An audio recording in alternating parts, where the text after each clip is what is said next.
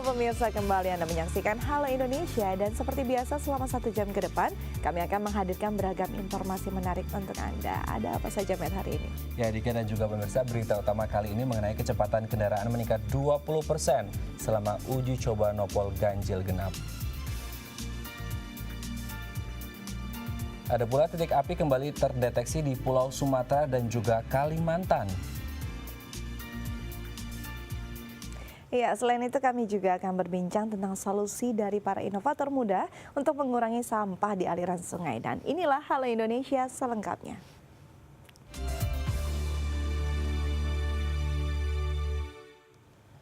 Ya pemirsa, sejak 27 Juli hingga 26 Agustus 2016, Dinas Perhubungan DKI Jakarta bekerjasama dengan Direktorat Lalu Lintas Polda Metro Jaya melakukan evaluasi uji coba sistem ganjil genap. Ya, dari hasil pengamatan yang dilakukan menunjukkan beberapa peningkatan dan perbaikan terhadap kelancaran lalu lintas hingga kenaikan jumlah penumpang angkutan umum. Dinas Perhubungan DKI Jakarta bekerjasama dengan Direktorat Lalu Lintas Polda Metro Jaya melakukan evaluasi uji coba sistem ganjil genap yang berlangsung sejak 27 Juli hingga 26 Agustus 2016. Berdasarkan pengamatan yang dilakukan, menunjukkan adanya beberapa perubahan yang lebih baik di kota Jakarta. Seperti kecepatan kendaraan mengalami peningkatan 20% dari rata-rata 24 km per jam menjadi 28 km per jam. Dibanding sebelum diterapkannya uji coba ganjil genap. Selain itu, waktu tempuh perjalanan angkutan massal bus Transjakarta pada koridor diterapkannya ganjil genap juga mengalami penurunan sekitar 19%. Dari rata-rata sebelumnya 18 menit menjadi 14,6 menit. Penerapan uji coba ganjil genap juga dinilai berhasil meningkatkan jumlah penumpang bus Transjakarta sebesar 32% untuk koridor 1, 27% untuk koridor 6, dan 30% untuk koridor 9. Memang dari uji coba hari pertama sampai terakhir memang ada sekitar 15.000 pelanggar yang berhasil kita data. Dari 15.000 sekian itu pelanggar yang kita tegur secara lisan itu ada sekitar 10.724. Kemudian sisanya adalah teguran secara tertulis. Memang kan kalau kita lihat daripada hasil peneguran setiap hari memang terjadi fluktuatif turun naik. Sebagai bentuk pengawasan di beberapa kawasan diterapkannya sistem ganjil genap, Budianto mengatakan akan menurunkan beberapa petugas dari Polda Metro Jaya yang akan diimbangi dengan bantuan dari petugas Dinas Perhubungan dan Transportasi Provinsi DKI Jakarta. Nantinya, penerapan pembatasan lalu lintas dan penegakan hukum ganjil genap akan resmi diberlakukan pada 30 Agustus 2016 mendatang. Nanti pada saat kita akan melakukan suatu penegakan hukum, kita akan kita tempatkan anggota di simpang-simpang, kemudian kita combine dengan anggota yang melaksanakan tugas-tugas patroli menggunakan lura-lura dan seterusnya. Lydia Agustin, Rizky Arifanto, DAI TV. Ya, Dinas Kependudukan dan Catatan Sipil DKI Jakarta terus mengupayakan sosialisasi pentingnya memiliki kartu tanda penduduk elektronik atau EKTP kepada masyarakat, terutama warga Jakarta. Ya, sadar pentingnya EKTP untuk kegiatan administrasi, warga Pancoran Barat 3 melakukan pembuatan KTP. Nah, berikut ini informasi selengkapnya. Mulai 1 Oktober 2016, Kementerian Dalam Negeri akan menonaktifkan data kartu tanda penduduk yang lama. Berlatar belakang inilah, kini di setiap kelurahan pun kembali melayani masyarakat yang ingin memperbaharui dan membuat KTP elektronik atau IKTP. Batas waktu untuk pembuatan IKTP sendiri diberikan sampai tanggal 30 September 2016. Seperti yang terlihat di Kelurahan Pancoran Barat 3, Jakarta Selatan, yang melayani warga yang ingin membuat dan memperbaharui data IKTP. Di Kelurahan Pancoran tidak ditemukan kendala yang berarti dalam pengurusan IKTP. Kalau untuk EKTP kebetulan sudah hampir sebagian besar sudah memiliki EKTP, tinggal beberapa yang memang baru akan membuat yang kaitannya mungkin dengan usia 17 tahun. Nah, selebihnya itu memang sudah hampir sebagian besar kita sini sudah mempunyai EKTP. Ya kalau untuk di Pancoran sendiri, alhamdulillah sampai dengan saat ini saya berkoordinasi juga dengan pihak pendudukan dan catatan sipil yang ditempatkan di Kelurahan Pancoran. Sampai saat ini sih tidak ada keluhan, Mbak. Kayak paling tidak kaitannya itu biasanya dengan mengenai masa berlaku EKTP yang sampai saat ini memang masih kita sosialisasikan di bawah. Sebagaimana mungkin yang diketahui bahwa EKTP produk sebelumnya itu masih ada masa berlaku. Nah, sedangkan saat ini untuk produk EKTP itu berlakunya sudah seumur hidup. Warga yang datang mengurus IKTP mengaku bahwa IKTP penting sebagai data pelengkap dalam mengurus layanan publik. Saya sebenarnya udah punya, cuman waktu bikin EKTP pertama status saya belum nikah. Di situ tulisnya kan saya udah nikah, jadi sekarang mau ngurus buat bikin EKTP yang ada tulisan nikahnya. Soalnya katanya sih kalau nggak pakai EKTP susah buat bikin apa-apa, makanya segera ini bikin. Disuruh bikin soalnya kan sekarang lagi berita lagi ini banget, katanya susah diurusnya gitu kan nanti. Ya udah akhirnya aku kesini deh ngurusnya di sini. Aprisan Angelin, Budi Wirotomo, DAI TV. Ya, pertanggal 15 Agustus 2016 lalu, Suku Dinas Kependudukan dan Catatan Sipil Jakarta Barat bekerja sama dengan RSUD Cengkareng melakukan uji coba pelayanan pembuatan akte lahir secara online. Ya, uji coba ini dilakukan demi meningkatkan pelayanan publik kepada masyarakat sekaligus memudahkan warga dalam mendapatkan akte lahir. Dalam rangka meningkatkan pelayanan publik kepada warga Jakarta, Suku Dinas Kependudukan dan Catatan Sipil Jakarta Barat bekerja sama dengan RSUD Cengkareng melakukan uji coba pelayanan pembuatan akte lahir secara online. Orang tua yang sudah mengajukan permohonan pembuatan akte lahir bagi anaknya di loket pendaftaran lantai 4 RSUD Cengkareng dapat membawa pulang akte lahir pada saat keluar dari rumah sakit. Dengan kata lain, anak yang terlahir di RSUD Cengkareng sudah dapat memiliki akte lahir H+1 setelah pengajuan permohonan tanpa harus mengurus ke kelurahan. Uji coba yang dilakukan sejak tanggal 15 Agustus 2016 ini dilakukan demi memudahkan warga dalam mendapatkan akte lahir, mengingat akte lahir merupakan identitas anak yang fundamental. Dulu orang bikin akte, dia harus ke kelurahan dulu, terus setelah ke kelurahan dia baru ke kecamatan ataupun suku dinas untuk proses pembuatan akte lahirnya. Tapi kalau sekarang yang dimaksud Anda ini kan tiap RSUD ini kan ada pelayanan aktenya. Nah, jadi warga cukup sampai RSUD aja tanpa harus ke kelurahan, dia udah bisa bikin akte di RSUD. 2 pekan berjalannya uji coba pembuatan e-akte lahir. Setidaknya sudah lebih dari 75 akte lahir yang diterbitkan dengan kisaran 10 hingga 15 pemohon setiap harinya. Masyarakat pun menanggapi positif dengan adanya fasilitas pembuatan akte lahir secara online. Salah satunya adalah Jintar. Pria yang baru saja beberapa hari menjadi seorang ayah ini merasa sangat terbantu dengan adanya pelayanan publik di rumah sakit ini. Ketepatan saya baru ini yang pertama ya, lahiran yang pertama, terus dari susternya disaranin agar membuat langsung dari IKTP yang akte kelahiran yang online. Ya saya kira cukup membantu ya. Jadi kita istilahnya nggak terlalu banyak makan waktu juga, nggak terlalu repot. Pelayanan akte lahir secara online ini dibuka setiap hari dari jam 9 pagi hingga jam 12 siang. Dan dalam waktu dekat, uji coba penerbitan e-akte lahir ini akan segera diresmikan bersamaan dengan pengurusan BPJS secara online bagi anak. Dona Puspita, Fajar Agestino, DAI TV. Ya, ini menarik sekali karena begitu keluar dari rumah sakit, si anak bisa langsung mendapatkan akte lahir. Betul, tapi masyarakat mungkin pastinya ingin tahu bagaimana sebenarnya untuk mengurus dan prosedurnya seperti apa untuk mengurus e-akte lahir ini dan dokumen apa saja yang harus disiapkan. Nah, tenang, karena kita punya liputannya untuk Dika dan juga pemirsa yang ingin tahu seperti apa, berikut ini informasinya. Uji coba pembuatan e-akte lahir atau akte lahir secara online di RSUD Cengkareng adalah program Suku Dinas Kependudukan dan Catatan Sipil Jakarta Barat untuk memudahkan warga dalam pengurusan dokumen kependudukan.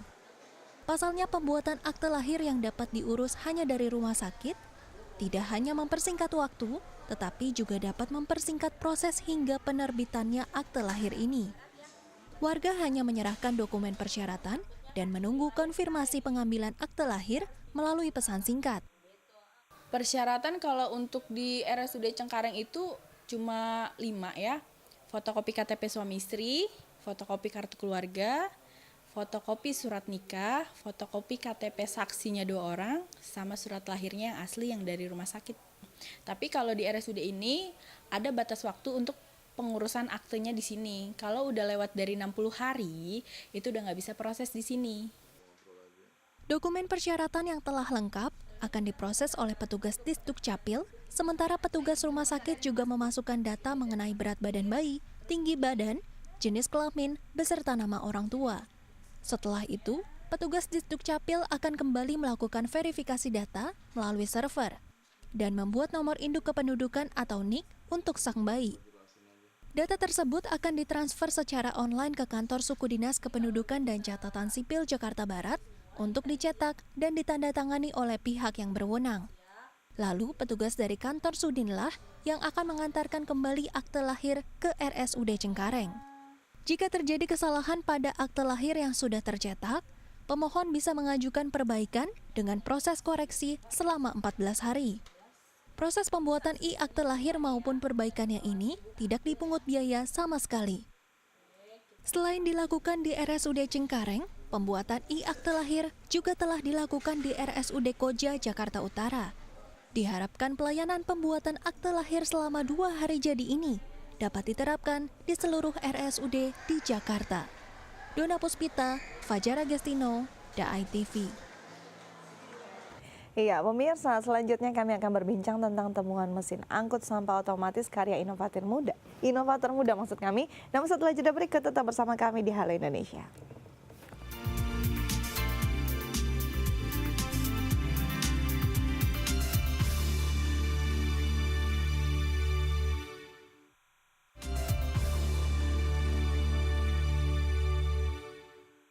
Baik, Anda masih bersama kami di Halo Indonesia dan dalam segmen Bincang Halo Indonesia kali ini kita akan membahas tentang salah satu karya atau inovasi anak bangsa. Ini biasanya kalau kita mendengar kata galau, ini selalu konotasinya negatif. Tapi hari ini kita akan membahas galau yang kontennya sangat positif, yaitu mesin jagau atau mesin Jakarta anti galau. Nah, ini pasti masyarakat bertanya-tanya apa fungsinya? Apakah mungkin menghilangkan kegalauan kaula muda?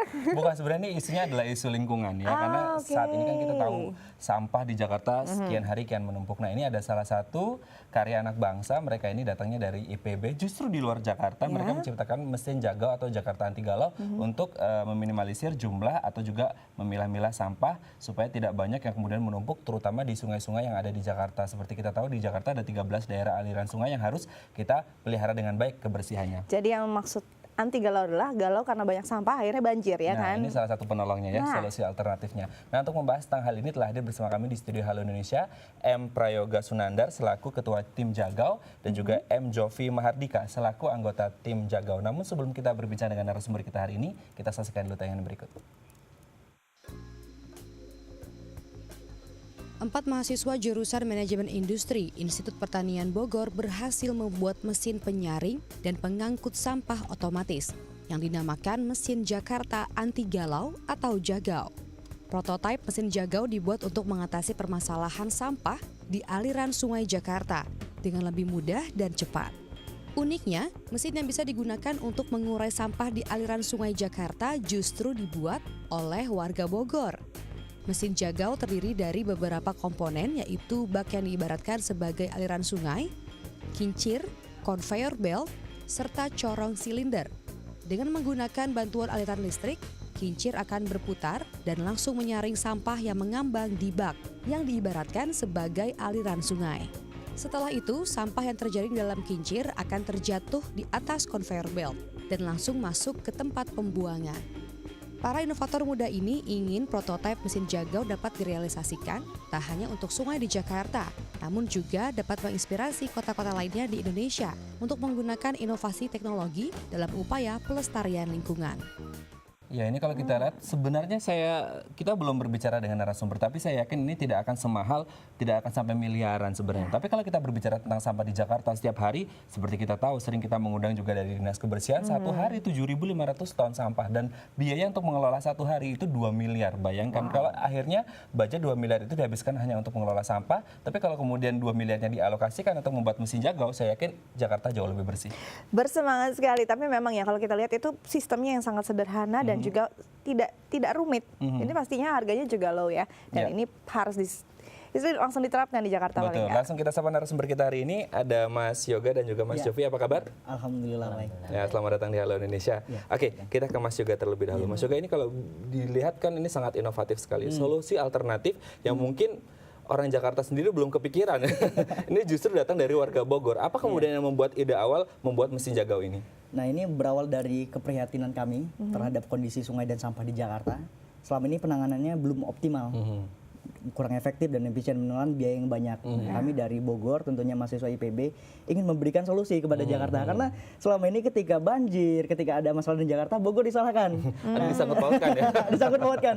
Sehingga kami sebagai mahasiswa Bogor, dari Bogor, kami memberikan solusi kepada Jakarta dan bisa diterapkan di Jakarta. Oke, ini sebuah solusi. Tapi kalau kita lihat dari namanya itu menarik sekali gitu ya. Kalau mau lihat dari secara etimologi, sebenarnya apa sih maksudnya mesin jagau ini? Sebenarnya nama Jakarta Anti Galau itu sangat ini ya. Salah satu kegalauan Jakarta itu masalah sampah dan juga banjir. Setidaknya di sini anti. Kita mau berusaha untuk membuat suatu alat yang dapat mengurangi kegalauan Jakarta.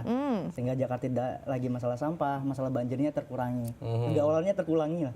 Kegalauannya terkurangi lah ya. Oke, kita ke Mas Jovi. Mas Jovi ini sebenarnya kalau kita lihat kan mesinnya ini mungkin belum pernah ada sebelumnya. Mungkin juga banyak orang yang belum tahu ya karena memang karya teman-teman dari IPB. Nah, bisa dijelaskan nggak detail-detail dari mesin ini sendiri dan fungsinya apa? Ya, baik.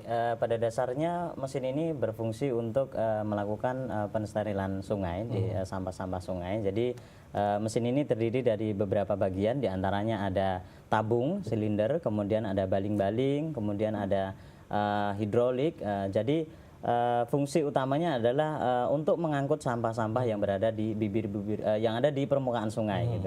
Jadi dengan rentan waktu beberapa 30 menit sekali, maka baling-baling akan mengangkut sampah kemudian masuk ke dalam konveyor dan menggiring sampah ke bibir sungai, kurang lebih seperti itu. Nah, ini sebenarnya untuk cara kerjanya sendiri, apakah memang akan dijalankan secara manual atau memang akan ada istilahnya alat kendali jarak jauhnya?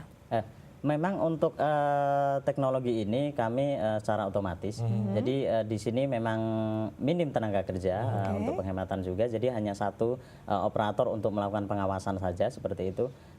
Jadi teknologi ini berfungsi nantinya selain untuk pengangkutan sampah juga untuk perawatan sungai jangka panjang seperti itu. Oke, ini kalau kita lihat tadi, kita kembali ke Mas Yoga.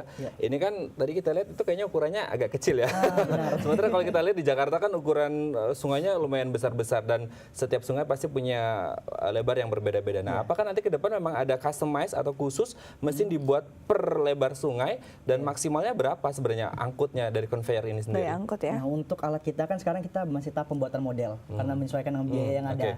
Akan tetapi ini representatif dari alat yang akan kita buat. Kita sekarang membuat suatu desain untuk lebar sungai 10 meter. Kemudian ada sistem berbagai macam. Nah, kita ini juga bisa diterapkan di sungai di Jakarta. Kalau di Jakarta kan sungainya beragam. Ada yang 10 meter, kemudian ada yang 15 meter, ada yang 20 meter. Nah, alat kita bisa digunakan. Ketika misalnya 10 meter, pakai satu alat. Ketika lebih, misalnya 15 atau 20, bisa dua alat. Jadi bisa kita combine-kan.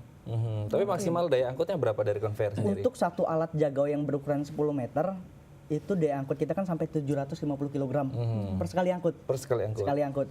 Nah, kemudian karena kita menjaga-jaga, kita buat 500 kg sekali, kita pakai sensor. Ketika sudah melebihi 500 kg, otomatis akan mengangkut. Dan kita lengkapi juga dengan sistem automatic circuit breaker. Jadi ketika ada slip, otomatis alat berhenti. Jadi tidak terjadi kerusakan. Ini dia nih. Ini kan istilahnya konturnya juga berbeda. Setiap sungai juga istilahnya karakteristiknya berbeda. Pastinya harus ada antisipasi agar alatnya juga nggak mudah rusak ya. Kita akan bahas setelah jeda berikut. Tetap bersama kami di Halo Indonesia.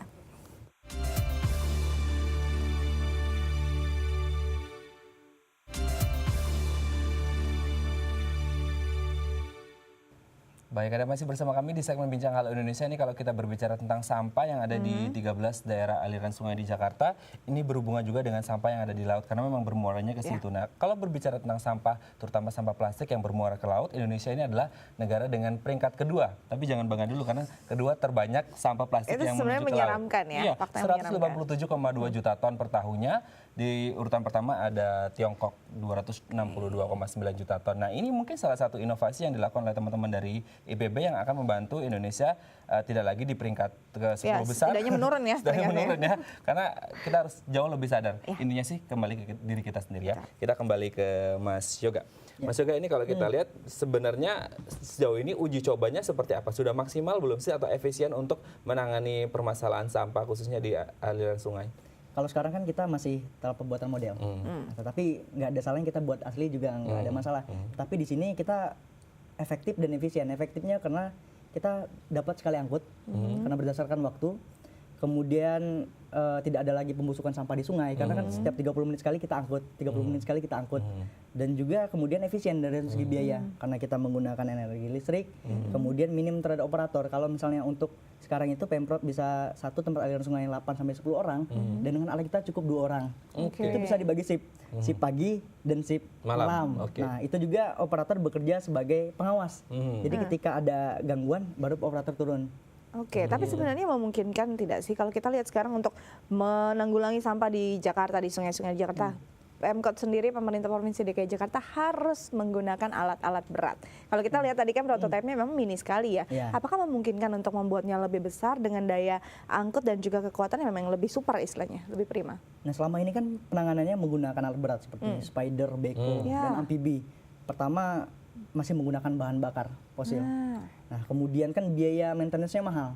Nah, dengan alat kita bisa menyesuaikan dengan permukaan sungai. Misalnya lebar 10 meter bisa kita buat. Dan kedalamannya juga pastinya ya? Kedalamannya bisa. Karena ini kita fokus pada sampah yang mengambang. Karena rata-rata sampah di sungai, walaupun seperti kayu, seperti kasur, itu tuh mengambang. Jadi kita fokus terhadap sampah yang mengambang yang dapat menghalangi laju air. Dan alat ini nanti dipasang sebelum pintu air. Jadi ketika pintu air sudah bersih. Jadi nggak ada yang menyangkut lagi di pintu air ya. Yang menyebabkan banjir. Berbicara tentang mesin ini adalah salah satu sebenarnya alternatif ya, solusi alternatif untuk menanggulangi sampah yang ada di Jakarta. Padahal kalian sebenarnya adalah teman-teman dari Bogor ya. Kita ke Mas Jovi. Mas Jovi, sejauh ini sudah ada pendekatan belum sih ke pemerintah DKI Jakarta sebenarnya? Ya. Pada awal pembuatan kami membuat mesin ini, kami kan otomatis juga melakukan survei lokasi dulu ke Dinas Kebersihan DKI Jakarta. Jadi kami membutuhkan data-data seperti data aliran sungai, kemudian berapa kriteria sampahnya, kriteria lebar sungainya seperti apa. Nah, dari awal kami juga telah menjelaskan ke pihak Dinas Kebersihan DKI bahwa kami telah membuat prototipe model untuk pembersihan sungai tersebut. Tanggapannya cukup positif gitu. Dari pihak mereka juga memberi dukungan, memberikan tanggapan yang baik terhadap mesin ini. Namun untuk setelah saat-saat ini kami belum lagi ke mereka gitu. Kami berharap agar pihak yang terkait bisa lebih proaktif gitu. Ini sebenarnya kalau Dinas Kebersihan juga sering datang ke Halo Indonesia ya, Pak Isnawaji. Kemudian semoga bisa mendengar. Kami berharap seperti itu. Karena demi kebaikan bersama khususnya untuk Jakarta ya. Betul. Nah, ini kalau misalkan kita lihat sebelum menjadi istilahnya solusi alternatif, ternyata inovasi anak-anak muda ini juga mendapat apresiasi ya. Dengan medali perunggu di PIMNAS. Mungkin masyarakat ingin tahu seperti apa dalam tayangan berikut ini. Mesin pengangkut sampah otomatis karya mahasiswa Institut Pertanian Bogor yang diberi nama Mesin Jakarta Anti Galau tahun ini ikut serta dalam Pekan Ilmiah Mahasiswa Nasional 2016 yang ke-29 di Bogor, Jawa Barat. Pekan Ilmiah Mahasiswa Nasional atau PIMNAS ini merupakan ajang yang diperuntukkan bagi mahasiswa di seluruh Indonesia untuk memperkenalkan hasil karya kreatif dan inovatif yang bisa bermanfaat bagi masyarakat serta lingkungan. Dalam PIMNAS 2016, mesin Jakarta Anti Galau masuk ke dalam kategori Karsa Cipta Teknologi. Dalam kategori ini, mesin Jagau bersaing dengan 80 tim penemu lainnya dari seluruh Indonesia. Di kompetisi ini, tim Jagau berhasil mendapatkan medali perunggu sekaligus juara favorit presentasi mesin Jagau. karya serta prestasi para inovator muda ini diharapkan mampu memotivasi anak muda lainnya untuk berbuat sesuatu yang bermanfaat bagi masyarakat dan juga lingkungan. 3 atau perunggu untuk level nasional ini sangat luar biasa. Karena mereka harus berkompetisi dengan kalau nggak salah 70.000 kompetitor lainnya ya? Ya, aplikasinya sudah masuk 70.000 ya. Kita langsung lihat mereka yang sudah memakai medali perunggunya. Wow, mereka sudah memakai medali perunggunya nasional. nih. Ini levelnya nasional ya. Sangat luar biasa, berada di top 3 nasional itu suatu prestasi yang sangat luar biasa. Apalagi dengan isunya lingkungan, karena sekarang banyak yang belum kemudian sangat peduli dengan isu lingkungan. Nah, bisa diceritakan nggak ada berapa orang sebenarnya di tim ini dan job desk-nya masing-masing? Ya, mungkin jadi di sini kami ada 4 tim, ada plus 1 ketua. Jadi Mas Yoga sendiri sebagai koordinator dari tim, kemudian saya sebagai bagian finance dan pengontrol untuk jalannya tim yang lainnya. Kemudian ada yang ketiga yaitu Mas Andri yang sebagai publikasi. Kemudian ada satu lagi saudara Ansa yang sebagai pembuatan laporan dan logbook seperti itu. Karena di sini kami kan harus mempertanggungjawabkan proyek kepada dinas kementerian. Jadi total ada berapa? Ada 4. 4 anggota dalam tim ini ya. Oke, menarik sekali. Dan ini ide awalnya memang dirumuskan berempat atau memang ada ide dari salah seorang lalu dikembangkan oleh teman-temannya? Ya. Kalau untuk ide itu mungkin awalnya dari saya. Itu sejak tahun 2012 ketika Bapak Jokowi menjadi Gubernur DKI Jakarta dengan program normalisasi sungai. Sangat baik sekali, akan tetapi kalau tidak ada penanganannya ke depan sangat percuma. Sehingga saya itu terpikir bagaimana membuat suatu alat yang berfungsi untuk maintenance sungai. Ketika sungai sudah dinormalisasi, alat ini berfungsi untuk mengambil sampah yang sudah bersih. Nah, kemudian pas 2014 saya kuliah bertemu dengan Mas Jopi dan rekan-rekan yang lain, kita punya visi yang sama. Kemudian dapat masukan, oh lebih baik alatnya seperti ini dan akhirnya sampai sekarang penyempurnaannya sudah selesai. Oke, menarik sekali ya. Ada ide, ada solusinya, tapi orang berpikir pasti ekonomis atau tidak. Kita akan bahas biayanya setelah jeda berikut. Tetap bersama kami itu ya, Halo Indonesia.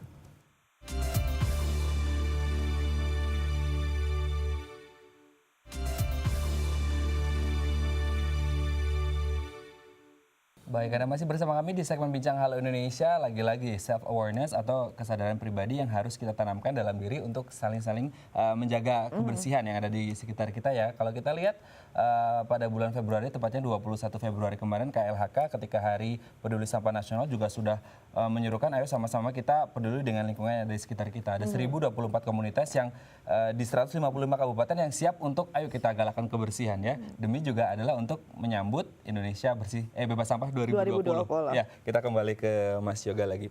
Mas Yoga, ini kalau kita lihat kan sebenarnya kalau tadi di awal kita bahas, pengelolaan sampah di Jakarta itu satu hari menelan biaya 2 miliar. Nah, kalau mesin dari Jagau ini sendiri apakah sampai 2 miliar atau jauh lebih di bawahnya dan jauh lebih efektif? Kalau untuk harga alat mesin kita jika direalisasikan, satu mesin untuk lebar 10 meter itu hanya 650 juta sampai 800 juta. Tidak sampai setengahnya ya? Lebih murah dibandingkan Pemprov membeli alat beko sampai 1,5 sampai 2 miliar. Nah, untuk biaya operasional sendiri, ini menurut estimasi kami ya, untuk penanganan di Jakarta itu satu aliran sungai itu sampai 20 juta per bulan. Sedangkan kalau pakai alat kami cuma 10 sampai 11 juta. Itu dari operasional lebih murah, dari harga alat lebih murah. Itu lebih efektif dan efisien. Betul. Oke, ini saat kita balik ke kompetisi deh. Cuma mungkin banyak banget kan inovasi-inovasi anak muda. Dan ini kalau kita lihat sebenarnya sangat sederhana dengan biaya yang sangat ekonomis. Lantas apa sebenarnya yang menarik perhatian dan mencuri perhatian para juri? Akhirnya kalian memang dipilih untuk mendapat perunggu di dalam kompetisi tersebut. Ya. Baik, jadi dalam kompetisi PIMNAS ini tentu ya kami bertanding dengan berbagai universitas dan kontingen-kontingen yang lebih top-top seperti UI, kemudian UGM dan lain sebagainya. Nah, jadi yang mungkin menurut juri yang membuat alat kami menarik yaitu dari segi ide. Lebih realistis, dari segi ide lebih realistis, kemudian lebih tepat guna gitu. Jadi banyak inovasi-inovasi yang mungkin belum tepat sasaran, mungkin dari menurut juri kami lebih tepat guna dan lebih bermanfaat seperti itu. Dari segi biaya juga mungkin lebih bisa direalisasikan seperti itu, kurang lebih seperti itu. Jadi karena lebih realistis istilahnya ya, akhirnya memang kalian bisa mendapat apresiasi dengan medali perunggu ya. Tapi sebenarnya proyek ke depan apa sih yang ingin dicapai sama teman-teman? Apakah saat ini juga kalau berbicara tentang masalah mesin, apalagi ini kan suatu ide atau karya besar. Nah, apakah sudah ada pengurusan hak paten sendiri untuk mesin ini? Mengingat ini adalah solusi yang baik ke depannya. Tentunya kemarin kan kita mengikuti ajang PIMNAS, Pekan Ilmiah Mahasiswa Nasional. Tentunya kita tidak ingin berhenti di situ. Harapan kita yang paling besar adalah dapat direalisasikan. Nah, untuk hak paten sendiri kita sekarang dalam proses pengurusan. Dan mungkin setelah hak paten baru kita berani lebih mengungkapkan tentang alat kita, lebih men-share alat kita. Karena kalau belum paten itu masih was-was. Ya, masih was-was. Apalagi katanya kabarnya sudah ada negara tetangga yang tertarik ya untuk aplikasi di negaranya ini, bisa diceritakan nggak? Kemarin pas kita ikut IAS, Kongres itu ada 400 mahasiswa internasional. Itu ada dari Sri Lanka, ada Taiwan, kemudian ada dari Thailand. Nah, mereka itu sangat antusias terhadap alat kita karena terutama di Sri Lanka itu ada masalah satu mahasiswa itu sampai minta desain, sampai minta email kita untuk mengirimkan tentang data alat kita. Mungkin bagi mereka itu bisa diterapkan di negara mereka juga. Mungkin seperti di Thailand, Filipina yang problema sampahnya sama juga seperti di Jakarta. Tapi ini yang menjadi pertanyaan, selalu menjadi pertanyaan adalah apakah teman-teman ini optimis bahwa Jagau ini akan bisa mengatasi sampah, terutama di Jakarta yang kalau kita lihat notabene, aduh ini sampah di Jakarta setiap hari justru semakin menggunung. Tentu kami sangat optimis karena melihat dari aktivitas pemerintah DKI Jakarta saat ini yaitu sedang melakukan normalisasi sungai. Nah, jadi memang kami merancang bahwa teknologi kami ini dipasang setelah normalisasi sungai. Jadi setelah sungai itu normal, bersih begitu, nanti barulah alat ini digunakan untuk perawatan jangka panjang. Gitu. Jadi untuk perawatan nanti tidak perlu menggunakan alat-alat berat yang seperti itu, sangat tidak elok jika dilihat gitu. Jadi dengan adanya teknologi ini yang lebih lebih ringkas, kemudian lebih rapi dan lebih otomatis, jadi tentu lebih indah jika di. Tapi sebenarnya dari konveyor tadi, apakah memang harus ditampung ada tempat khusus atau kemudian harus standby truck dan kemudian apakah langsung dibuang saja ke situ atau ada pemilahan sebenarnya? Kalau untuk sekarang kita berfokus ketika sampah diangkat, kemudian dari konveyor itu dipindahkan ke truk sampah. Nah, dari truk sampah baru di tempat pembuangan akhir. Namun ke depannya kita akan pengembangan mungkin di satu tempat itu langsung ada pengolahan, pemilahan atau mungkin ya memperkecil volume dari sampah ketika diangkat itu lebih ringan, lebih dikit volume sampahnya. Karena di Jakarta kan tempat pembuangan airnya semakin lama semakin begitu, semakin sedikit. Kemudian daripada dibuang ini lebih baik diolah dulu. Berarti memang kira-kira nanti ada inovasi lanjutan dari anti Jagau ini. Nah, ini kalau istilahnya uji cobanya sendiri apakah sudah mulai di sungai yang sesungguhnya, mungkin sungai-sungai Bogor dulu? Kalau untuk uji coba karena kita membuat model, kita hanya membuat bagian sungai yang real seperti sungai. Tapi kalau untuk di sungai besar kan kita butuh biaya. Nah, kita terhambat biaya lagi karena mahasiswa dananya terbatas. Mungkin kalau ada investor yang tertarik kita bisa buat. Terkait masalah biaya dan hambatan-hambatan yang lain, apa kira-kira harapan teman-teman dari tim Jagau ini untuk kedepannya, entah dari pemerintah Bogor sendiri kah, pemerintah Provinsi DKI Jakarta, atau mungkin ketika ada pemerintah provinsi yang lain melihat ini, ke depan bisa dikembangkan bersama-sama sebenarnya. Nah, jadi harapan kami ke depan setelah alat ini sudah disosialisasikan, dapat direalisasikan di Jakarta. Kemudian kami juga dapat tambahan dari komunitas Kali Ciliwung yang di Bogor, yang peduli terhadap lingkungan.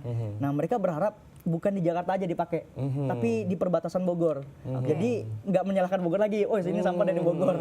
Jadi ketika di Bogor sampah udah bersih. Jadi di Jakarta tuh berfokus pada mungkin nanti per kecamatan dipasang. Jadi ada penanggung jawab sampah per kecamatannya. Ini seperti itu. Kalau spesifik ke Jakarta, sebagai salah satu objek teman-teman dari Jagau sendiri memang membuat mesin Jagau ini seperti apa? Kalau untuk Jakarta sendiri, karena kita menyesuaikan alat ini dengan kondisi di Jakarta. Nantinya mungkin kan sudah ada alat penyaring di Jakarta. Nah, mungkin ini bisa menggantikan tempatnya, hanya dipasang saja sebelum pintu air di Jakarta.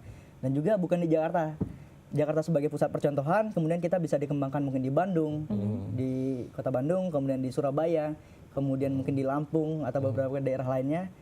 Dan bahkan negara lain juga bisa dipakai kalau memang itu membutuhkan dan problema yang seperti di Jakarta. Baik. Nah, ini kalau rencananya katanya dalam waktu dekat juga akan ada kompetisi tingkat dunia yang akan dilakukan di IPB sebagai tuan rumah. Nah, ini kalian juga salah satunya ya. Kira-kira memang akan menghadirkan anti Jagau dengan keadaan sekarang atau memang ada inovasi yang akan ditambahkan di sana? Ya, memang untuk kompetisi nanti kami berharap bisa, saat ini memang mesinnya sedang dalam pengembangan, jadi nanti memungkinkan kami untuk bisa menghadirkan mesin jagau dengan tampilan yang lebih inovatif lagi, dan mungkin lebih ada sedikit beberapa tambahan seperti ada pengolahan sampah itu tadi. Menarik, kita tunggu ya. Sekali, semoga teman-teman jauh lebih sukses lagi ke depan dan menciptakan Indonesia jauh lebih bersih. Ya, dan kita tunggu inovasi kalian ya. Terima kasih untuk kehadirannya, sukses terus ya. Baik pemirsa, kita masih punya banyak informasi menarik lainnya, namun tetap bersama kami di Halo Indonesia.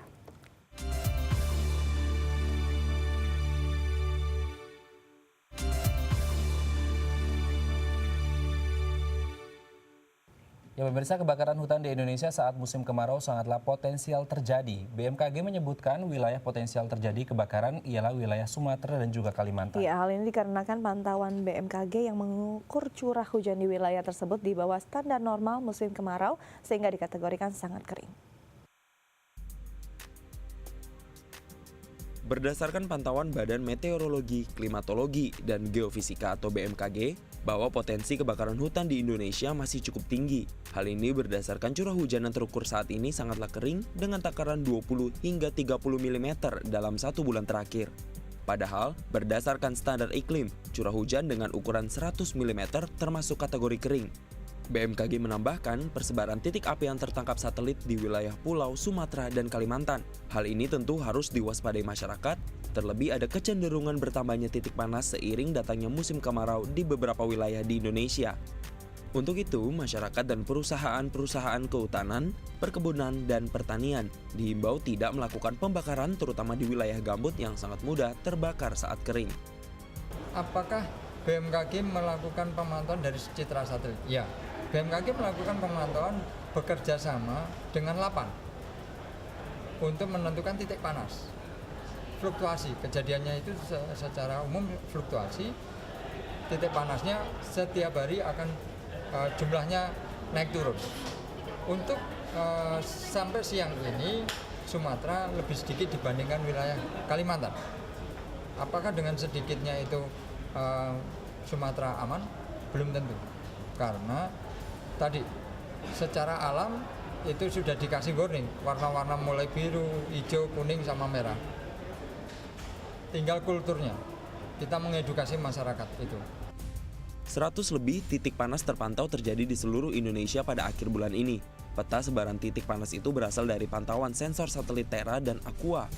Meskipun demikian, terdapat kemungkinan bahwa satelit yang beroperasi tidak mampu menjangkau titik panas yang dihasilkan dari panas di bumi karena berbagai hal sebagai faktor penghalang. Seperti keberadaan titik panas di Riau, kerap hilang dan timbul pada minggu lalu di jam tertentu. Ahmad Effendi, Leandro Ando, DAI TV. Badan Meteorologi, Klimatologi, dan Geofisika BMKG meluncurkan aplikasi baru bernama Info BMKG. Aplikasi ini telah tersedia di pasar aplikasi berbasis Android dan iOS. Kebutuhan masyarakat akan informasi cuaca dan iklim semakin meningkat. Informasi cuaca yang sederhana, terpercaya, dan akurat dibutuhkan untuk mengetahui kondisi alam yang akhir-akhir ini sering mengalami perubahan secara tiba-tiba. Kebutuhan akan hal tersebut kini dihadirkan dalam bentuk aplikasi Info BMKG berbasis telepon pintar atau smartphone. Aplikasi ini menyajikan informasi seputar cuaca, info gempa, peringatan dini bencana seluruh wilayah kota dan kabupaten di Indonesia, hingga data kualitas udara di beberapa kota di Sumatera dan Kalimantan. Perangkat lunak yang dirilis sejak Juli lalu ini baru diperkenalkan BMKG kepada publik saat launching aplikasi mobile yang bertepatan dengan perayaan ulang tahun BMKG yang ke-69 di Aula Utama Gedung BMKG Kemayoran, Jakarta Pusat pada Kamis lalu. Fitur dalam aplikasi ini dapat diunduh dalam aplikasi berbasis iOS dan Android. Mereka ingin mengharapkan supaya akses kepada cuaca, iklim, dan gempa bumi itu mudah. Dan untuk itulah kita mengembangkan apa yang kita sebut aplikasi mobile. Dan kita tahu bahwa produk di dunia itu Android dan iOS. Dan oleh karenanya produk itulah yang kita kembangkan. Dan ini sebetulnya hasil dari proses pengembangan apa yang kita sebut kebijakan data terbuka. Kita melihat bahwa sebetulnya ketika informasi itu datang, maka masyarakat tentu perlu diharapkan bisa dalam tanda kutip mempunyai respons yang betul. Jadi kalau misalnya sekarang kita kan potensi tsunami, datangnya jam berapa, maka kemudian apa yang mereka harus lakukan. Dengan adanya kemudahan yang dihadirkan BMKG terkait info cuaca, diharapkan dapat mendorong masyarakat untuk lebih siap dan sigap mengantisipasi terjadinya bencana alam secara tiba-tiba. Ahmad Effendi, Leandro Ando, DAI TV. Untuk mendekatkan diri dengan masyarakat, Badan Meteorologi, Klimatologi, dan Geofisika membuka kesempatan bagi para siswa sekolah untuk dapat berkunjung melihat informasi cuaca hingga simulasi gempa. Ya, tentu acara seperti ini sangatlah menyenangkan bagi para siswa karena dapat belajar sekaligus melihat fakta lapangan secara langsung. Merayakan hari jadinya yang ke-69, Badan Meteorologi, Klimatologi, dan Geofisika atau BMKG mengundang sejumlah siswa sekolah untuk datang ke kantor BMKG Kemayoran, Jakarta Pusat. Mereka diajak untuk lebih mengenal fenomena alam melalui teknologi yang diterapkan BMKG. Para siswa ini kemudian diberikan sosialisasi dan simulasi mengenai cuaca, iklim, hingga gempa bumi. Hal ini dilakukan agar para siswa dapat memahami tanda peringatan dan informasi cuaca, sehingga dapat mengantisipasi diri jika terjadi bencana.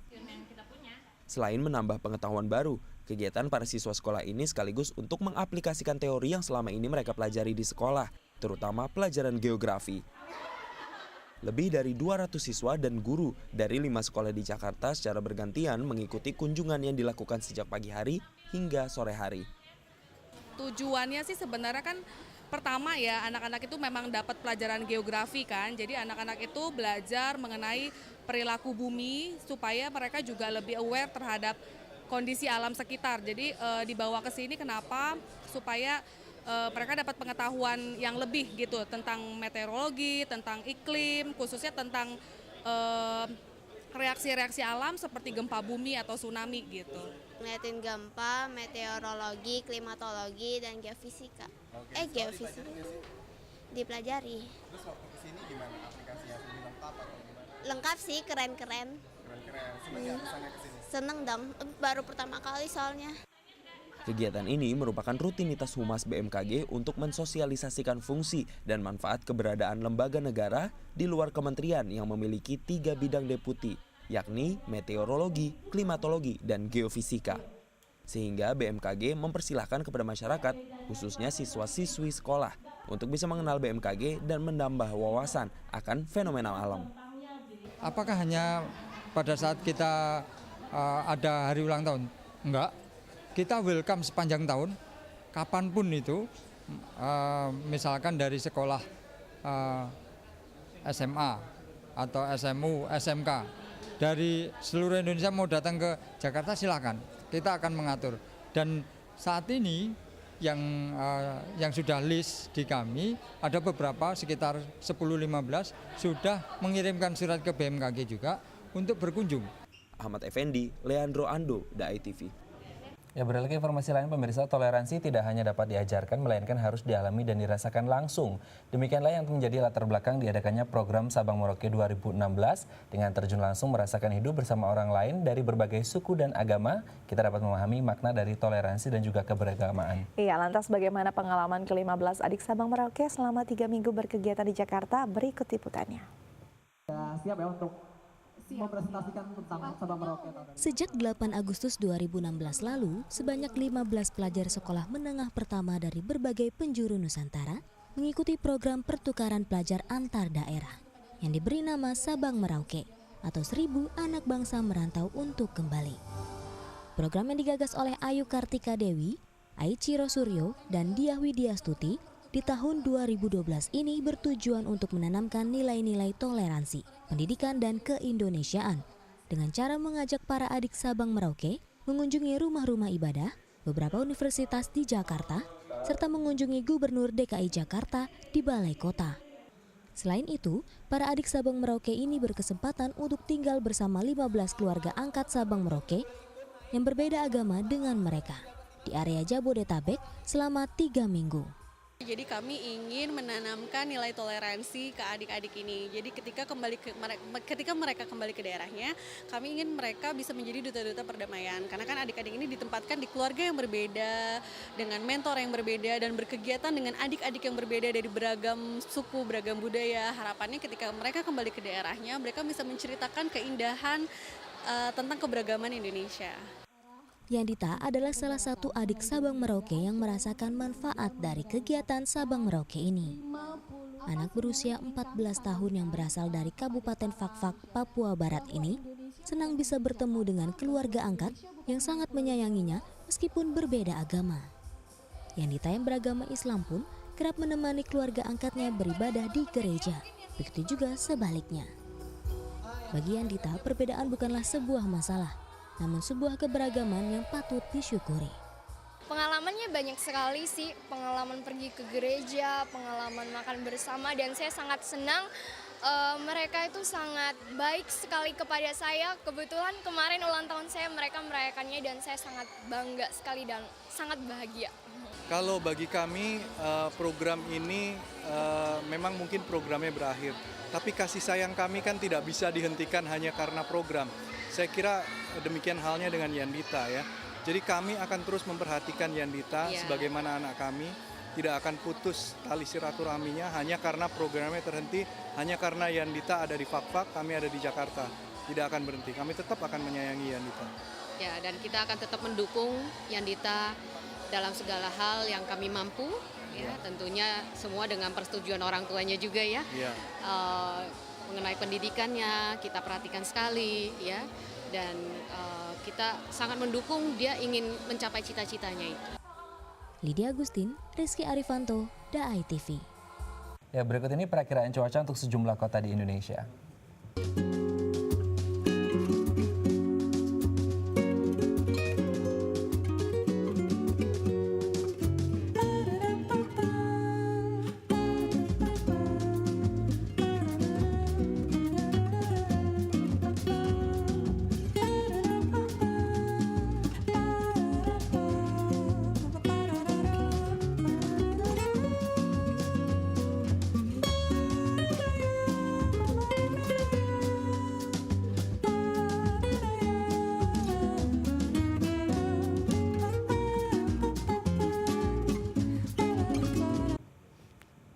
Iya, pemirsa, sekian perjumpaan kita hari ini. Saksikan terus Halo Indonesia dari Senin hingga Jumat di waktu yang sama. Ya, jangan lupa follow Twitter kami di @dayan_tv dan @haloindo.tv. Akhir kata, saya Astia Dika. Dan saya Raden Madlias, mewakili seluruh kru yang bertugas. Mohon pamit undur diri. Sampai jumpa dan selamat beraktivitas.